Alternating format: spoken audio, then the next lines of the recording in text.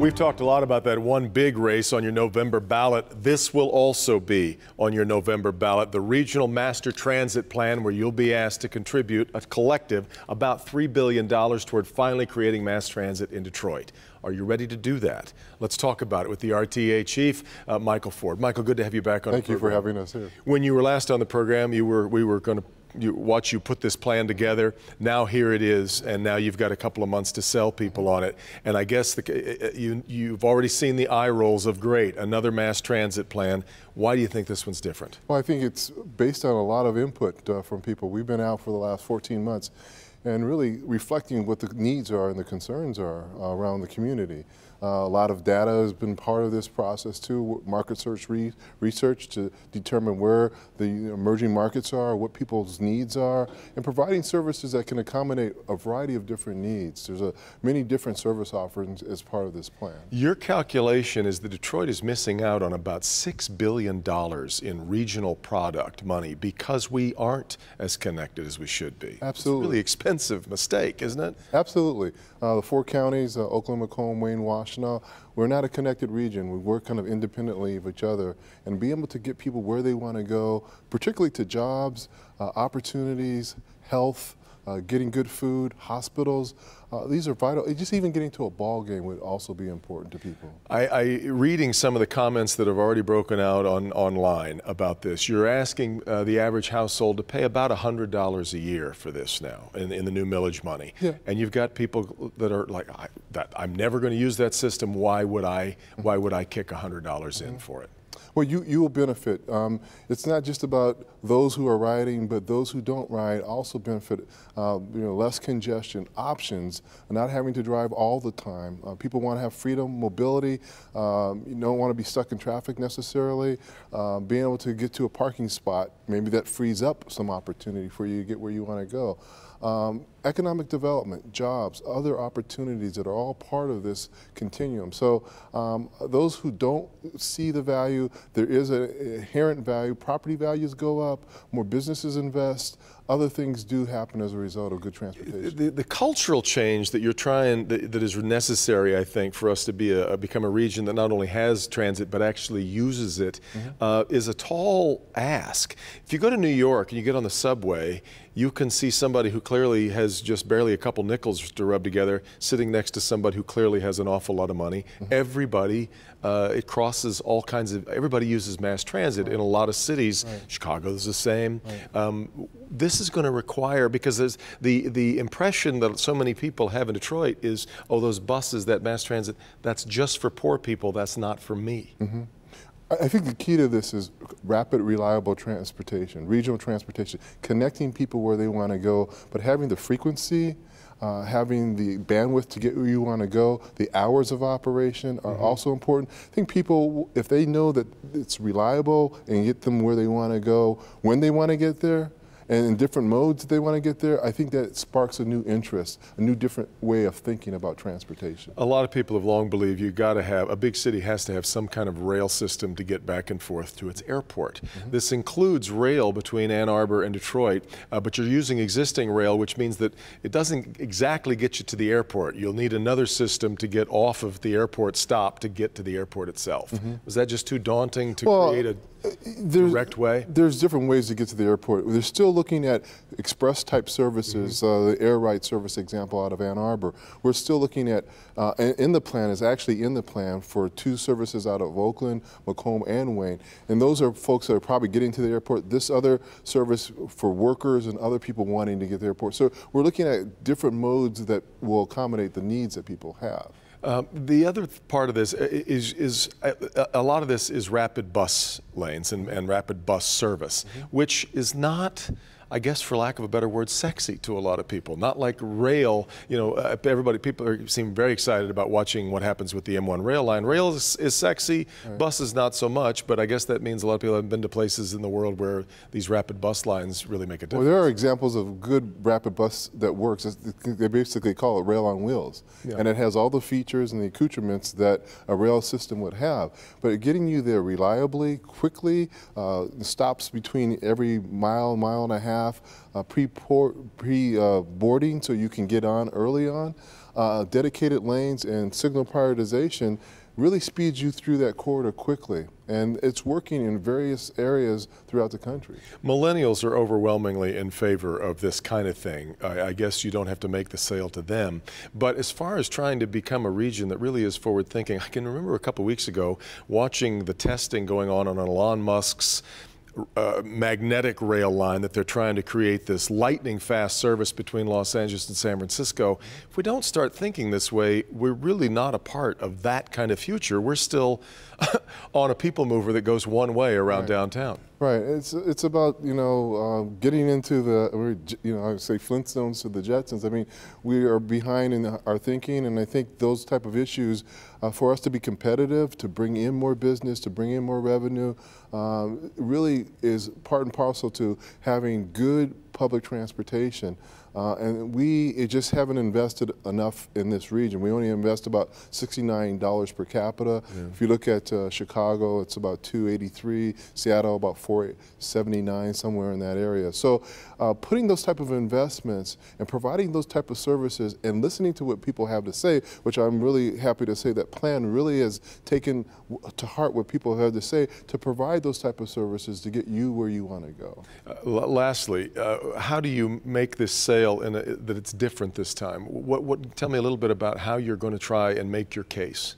Well, the RTA is really about regional connections, but also working with the providers. It builds on the existing platform with the providers, AATA, DDOT, SMART, the People Mover, but also integrating our services into that, making it more. They haven't always been. They haven't always worked together, but making it more efficient and more effective. Plus, adding new services, really focusing on paratransit and elderly services, express type services to get you to and from your jobs, the cross county routes that will get you north and south, east and west. Those type of things will really start to fill in those gaps that people aren't getting to. It's an enormous question for the future. It'll be on your ballot this November. Michael Ford, thanks very much for talking about it with us. All right, we come back. We'll talk with Nathan Bomey, the author of Detroit Resurrected. This is Flashpoint on Local. And so to see the city go through this dynamic process of Chapter 9, the largest municipal bankruptcy in U.S. history, I think is something that many people throughout the world can relate to. The further we get away from it, does it seem more extraordinary to you what they were able to cobble together, given what the expectations were for how long this was going to take, how bad it was going to be for all the stakeholders? Absolutely. Most municipal bankruptcies have lasted years, and that's because in many cases politicians have bickered over the future of their city when they fall into an insolvency. In Detroit, we saw a resolution that involved parties from all sides coming to the table and reaching a resolution that put the people of Detroit before the creditors of Detroit for the first time in recent memory. And to your telling of this story, it becomes very clear. What we had was, and I don't want to act like everybody's still happy about the bankruptcy. You've still got some very angry people. But what you ended up with, as far as getting it out of the way we did, was this perfect cocktail of personalities and figures that helped bring all this together in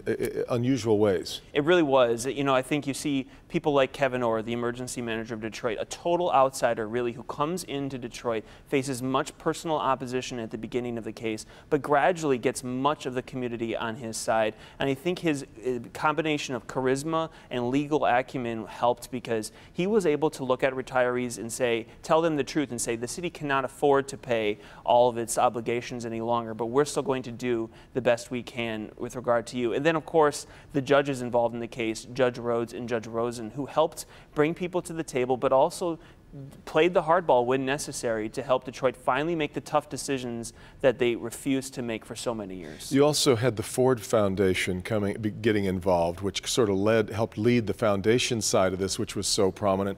And that was a piece that's been missing from the Detroit landscape for so long. It was. You know, the Ford Foundation was led by Darren Walker, a CEO who had just taken office, and he made it a priority to reestablish the connections that the Ford Foundation had to Detroit, because the Ford Foundation, by many many people's account had sort of lost that connection over the years. He wanted to reinvest in the city where the Ford Foundation got its start, because the Ford Foundation is focused on inequality and community growth, and I think it was the perfect opportunity for them to help Detroit get back on its feet. You and I also, I think, both hold Miriam Nolan's role in this in very high regard. She was kind of head of the community foundations of Southeast Michigan. She kind of put those pieces together in that sort of now famous dinner, right, where everybody started to come. She was very crucial. She was a catalyst to helping get people to the table, make the phone calls that were necessary to help people start to consider investing. I also think that Rip Rapson, the CEO of the Kresge Foundation, deserves a lot of credit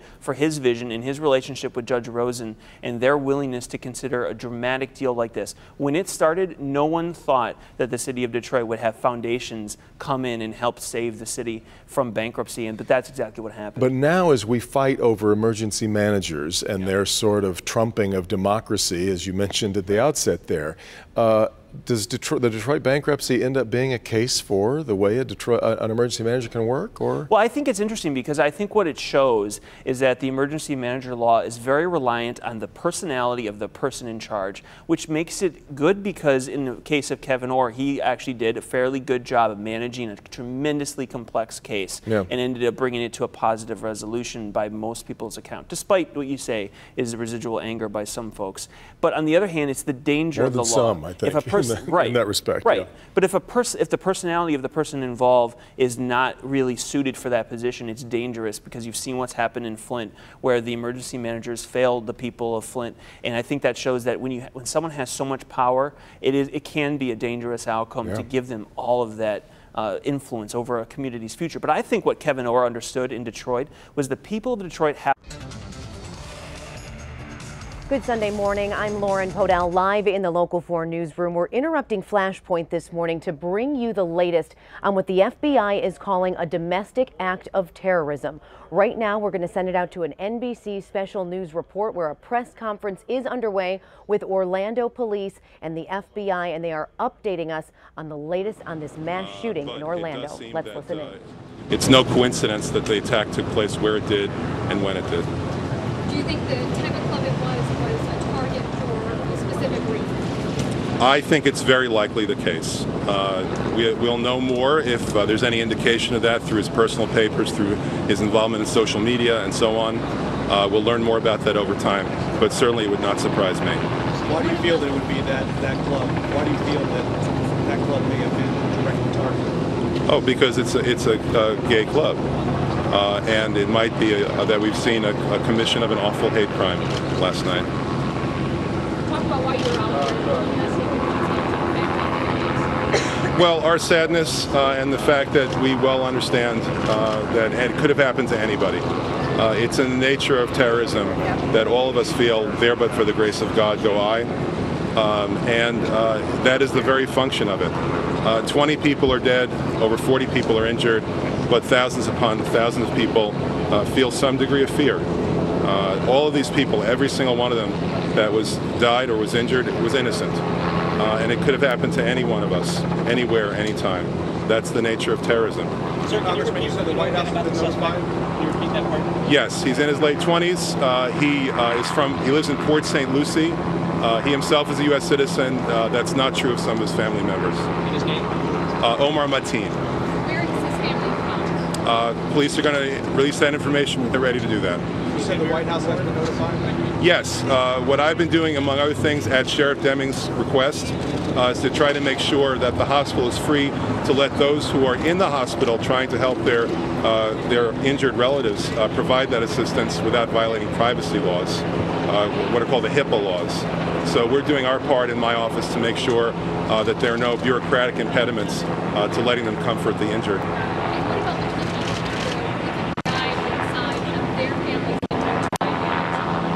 I don't know. I don't know. Every victim has been removed. Have you heard anything about it? Well, let me put it this way. The nationality of family members is indicative.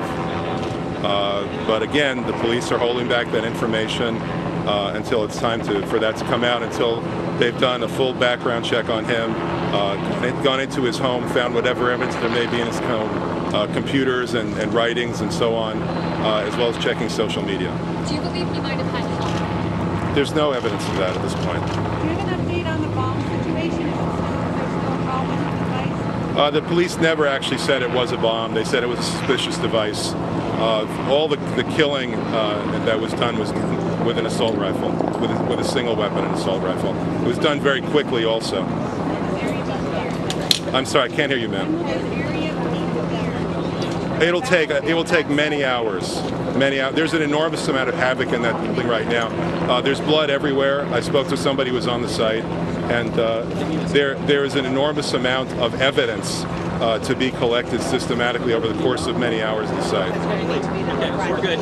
Larger press conference. Okay, good. Thank you. That's Congressman Alan Grayson, represents the 9th District of Florida, covering parts of Orlando, talking about the shooting.